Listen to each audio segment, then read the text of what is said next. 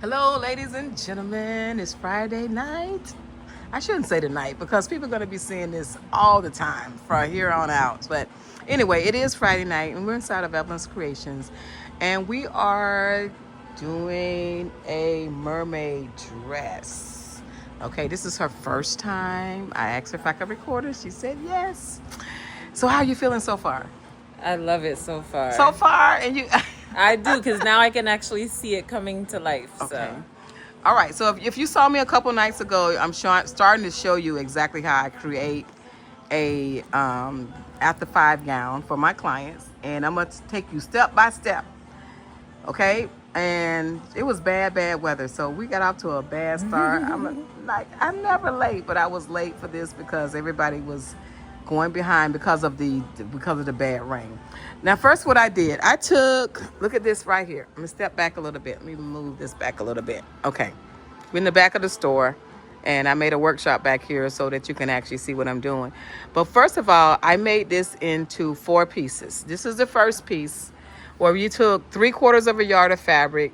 I wrapped it around her, and I made a V and side seams. Okay, this is the rough draft. This is on the wrong side.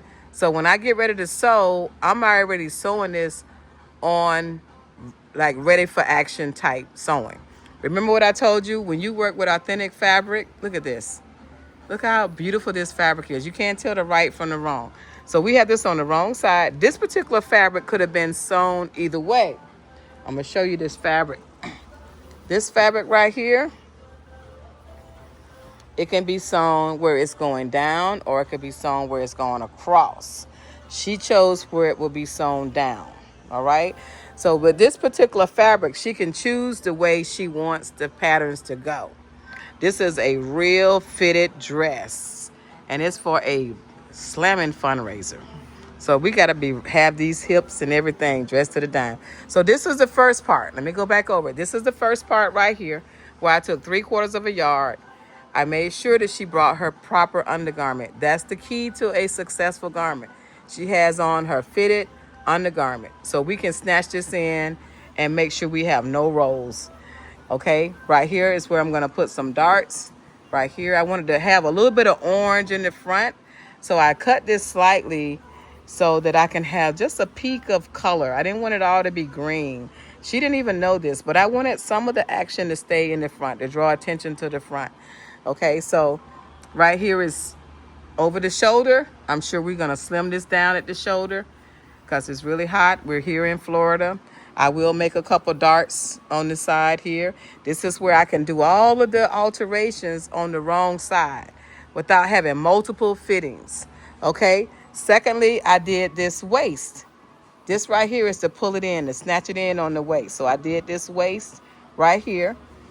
So this will bring it in and make a nice clean finish all the way around. There will be a zipper in the back. That's part 1. This is part 2. This is part 3.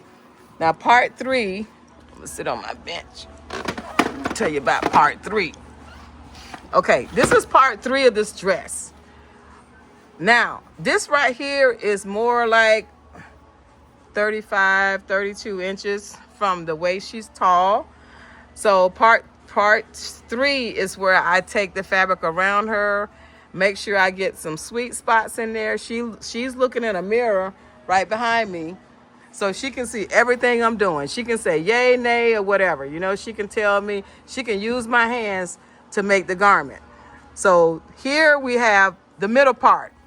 Now, if you were doing a dress and you wanted sections, you got 1, 2, 3. This doesn't have to just be for African fabrics.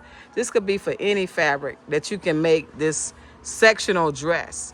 And we're going to bring it all together. Now here, right here, we got pins on the sides. You can see I'm going to make this pencil. I'm going to pencil this in. I'm also going to make some darts right here. This is extra protection I'm going to use so the dress will have, I just don't want the fabric to separate. It will have a lining in it, but I want to make sure that the dress comes down and it feel good. Now, I had her to bend her knees, bend your knees. I had her to bend her knees. Now, bending your knees is where you know where the breaking point is before the fabric has to flow and she can walk in it. And now the last part is where I took a yard of fabric. I sliced it right in half across, And then we're making this big part here at the bottom. Now, when we do this, excuse me, when we do this, we'll add another piece on the side to give it that round look. It'll be like a slice of pizza. And we put it on the side to make that round look. And then, of course, we will have her to walk. We got a little treadmill right here. Make sure she know how to walk on the treadmill. Make sure she knows how to walk, turn. This particular one, I would probably have her to walk before I put the bottom on it, just to make sure she could walk in the gown. I wouldn't use the treadmill for that because I wouldn't want to get caught in the treadmill. But this is actually how you make a 4-layer dress. This is also, I would say it's complex for a non-sewer, but once you start sewing, you can start understanding the vision of what I'm saying, and it'll make your sewing a whole lot easier. It'll make the client see they didn't just pay you, they don't know what it's going to look like, and it's in a whole lot of pieces. You use their body for the pattern. You pin it on them. You got time and room to make it front and back. Okay, I'm not going to have her to turn around because I have pins, and I just want to make sure we keep it professional because pins do move. So I'm showing you the front of it, but the back looks the same. There's going to be a zipper in the back. She just told me that she wants the back of it to V like the front. So right where the front is, I'll have a zipper going in the back, and it'll go midway. It'll go from the back of her dress there to the waistband, which we're going to include it on it right there, to the beginning of her hips.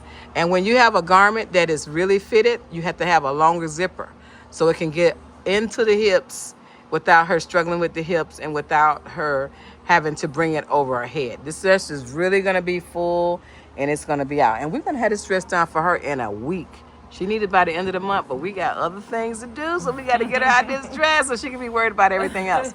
So far, she's at her first fitting. She'll come back in a couple days, try it on again, and then we'll wrap it up and she'll take it with her. Did you want any headgear with this today? Head wrap or anything? No, I think we'll just No head wrap. this time. She says no, but we will still give her a nice scarf or shawl that she can use as a head wrap, because a lot of times if they come back a year later or so and they say, I wish I would have got a little bit more, and I go into something and I don't want to just come out with all the garments showing. So we will give her a nice full long scarf to go with this. Okay, I'm gonna get off this YouTube because we got to get some ready for someone in Australia. So I told you, don't give up on sewing. You will be sewing for everybody all over the world. Just don't give up. Every single day, somebody is sewing something. I don't care if it's a tablecloth or if it's some hand towels or if it's some sheets or if it's some magnificent gowns like this. This is Evelyn of Evelyn's Creations. Please stay tuned, and I will see you all in a little bit. Bye-bye.